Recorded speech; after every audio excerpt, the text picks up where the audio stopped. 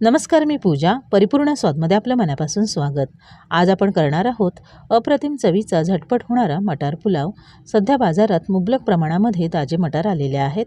त्यापासून आपण वेगवेगळे पदार्थ करतच असतो. सकाळच्या घाईगडबडीमध्ये टिफिनसाठी अगदी झटपट तुम्ही हा मटार पुलाव करू शकता किंवा एखाद्या वेळी संध्याकाळी संपूर्ण स्वयंपाक करायचा कंटाळा आला असेल, अशा वेळी देखील पोटभरीचा एकच पदार्थ म्हणून तुम्ही हा मटार पुलाव करू शकता. आपल्या चॅनलवर अशाच साध्या सोप्या पद्धतीने केलेले भाताचे वेगवेगळे प्रकार उपलब्ध आहेत. त्या सर्व लिंक मी डिस्क्रिप्शन बॉक्समध्ये देत आहे.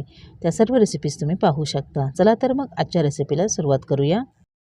इथे मी गॅसवर कढई ठेवले. त्यामध्ये 4 टेबलस्पून तेल गरम करून घेतलं आणि 1 टीस्पून जिरं घातलं. जिरं फुलल्यानंतर 1 तमालपत्र घालायचं, 1 इंच दालचिनी, 1 स्टार फूल, 2 मसाला वेलची, 4 हिरवी वेलची, 5 लवंगा आणि 8 ते 10 काळी मिरी घातलेले आहेत. मसाले थोडा वेळ परतून घेऊया. यानंतर यामध्ये कांदा टोमॅटो घालायचा आहे. इथं मी 1 मोठा टोमॅटो, 1 मोठा कांदा चॉपरमधून असा जाडसर चॉप करून घेतलेला आहे. एकत्रच कांदा टोमॅटो परतून घेणार आहे. तुम्हाला हवं तर आधी कांदा नंतर टोमॅटो परतून घेतला तरीही चालेल. गॅसची फ्लेम मीडियम करून कांदा टोमॅटो छान मऊ होईपर्यंत परतून घ्यायचा आहे. कांदा टोमॅटो 3-4 मिनिटं छान परतून घेतल्यानंतर तुम्ही बघू शकता आपल्याला हवा तसा छान मऊसर झालेला आहे. आता आपण यामध्ये हिरवं वाटण घालूया. यामध्ये मी 10 ते 12 मोठ्या आकाराच्या लसूण पाकळ्या, 1 इंच आलं, थोडीशी कोथिंबीर आणि 2 कमी तिखट असलेल्या हिरव्या मिरच्या थोडंसं पाणी घालून मिक्सरमधून अशी बारीक पेस्ट तयार करून घेतलेली आहे. तुम्हाला हवं तर तुम्ही फक्त आलं लसूण पेस्ट घातली तरीही चालेल. 1 टेबलस्पून घालायची. आता आपण यामध्ये हिरवं वाटण घातलं आहे. गॅसची फ्लेम लो मिडियम करून हिरवं वाटण 1 ते 2 मिनिटं छान परतून घ्यायचं आहे, म्हणजे त्याचा कच्चेपणा निघून जाईल. हिरवं वाटण परतून झालं. आता यामध्ये आपण अर्धा टीस्पून हळद घालायची आणि 2 टीस्पून इथं मी घरगुती लाल तिखट घेतलेलं आहे. तिखटाचं प्रमाण तुम्ही तुमच्या आवडीनुसार कमी अधिक करू शकता आणि 1 टीस्पून गरम मसाला. इतकेच मसाले आपण यामध्ये घालणार आहोत. तुम्हाला जर पुलाव रंगाला हवा असेल तर 1 टीस्पून काश्मीरी मिरची पावडर घातली तरीही चालेल. आता आपण मसाले मिनिटभर फोडणीमध्ये परतून घेऊया. मसाले मी थोडा वेळ लो फ्लेमवर छान परतून घेतले. आता यामध्ये आपण मटार घालणार आहोत. इथं मी ताजे मटार घेतलेले आहेत, 1.5 कप आहेत. आपण 2 कप तांदळाच्या प्रमाणामध्ये मटार पुलाव करणार आहोत. त्यासाठी इथे मी 1.5 कप मटार घेतलेले आहेत. मटार आपण थोडा वेळ फोडणीमध्ये परतून घ्यायचे.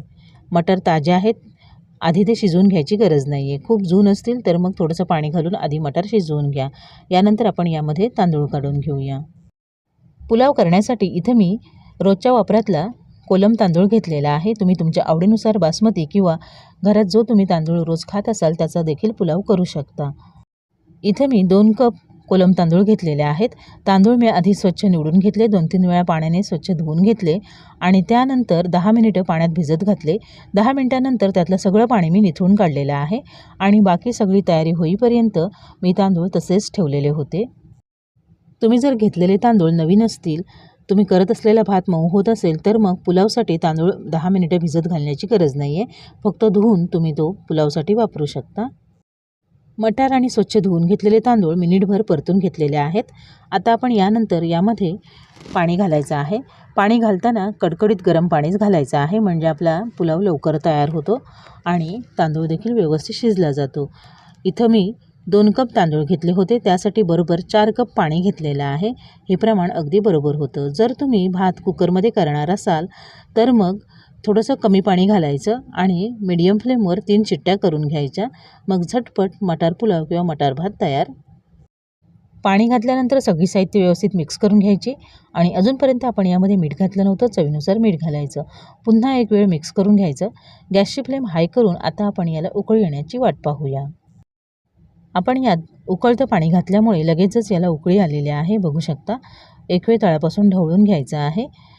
1-2 वेळा मध्ये मध्ये आपण तळापासून ढवळून घ्यायचं, कारण इथं आपण स्टीलचं भांडं वापरलं आहे, भात तळाशी लागू शकतो.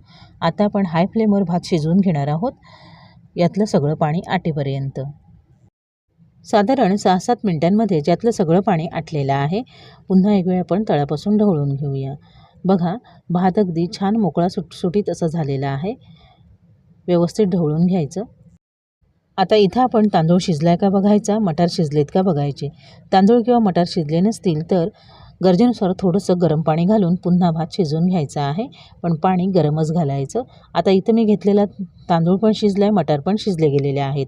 अजून आपण 5-6 मिनिटं यावर झाकण घालून भात वाफेवर शिजवून घेणार आहोत. त्यामध्ये ते व्यवस्थित शिजलं जाईल. बघा, यामध्ये अजिबात पाणी शिल्लक नाही आहे. आता आपण वरून भात असा छान एकसारखा करून घ्यायचा आहे.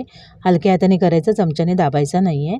आणि गॅसची फ्लेम लो करायची आणि यावर 5 मिनिटांसाठी आपण झाकण ठेवून देऊया, म्हणजे भात व्यवस्थित निमरला जाईल. आज जे काही पाणी शिल्लक असेल तर ते पाणी संपूर्ण आटलं जाईल.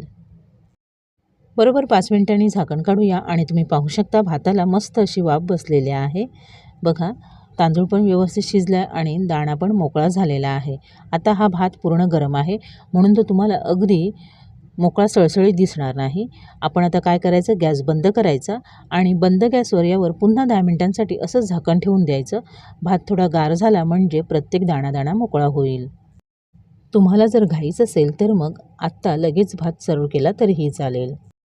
तयार मटार पुलाव आपण सर्विंग प्लेटमध्ये काढून घेऊया. बघा, 5 मिनिटांनी लगेचच मी भात सर्व केलेला आहे.